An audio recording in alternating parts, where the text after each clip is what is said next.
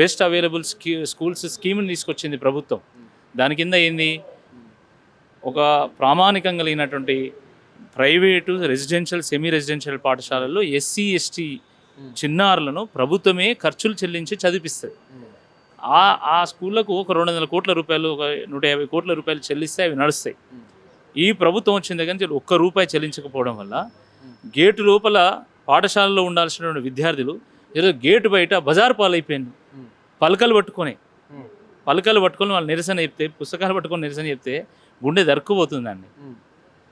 ఎస్సీలు ఎస్టీలు ఈ దేశంలో, ఈ రాష్ట్రంలో శతాబ్దాల పాటు అంటరాని వాళ్ళుగా మిగిలిపోయింది.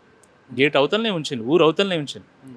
ఈరోజు ప్రభుత్వాలు ఆలోచించి వాళ్ళని ఊరు లోపల తీసుకురావాలి, పాఠశాల లోపల తీసుకురావాలని ప్రయత్నం చేస్తే మీరు మళ్ళీ పాఠశాలని గెంటేసేటువంటి ఒక విధానం తీసుకొచ్చింది కదా.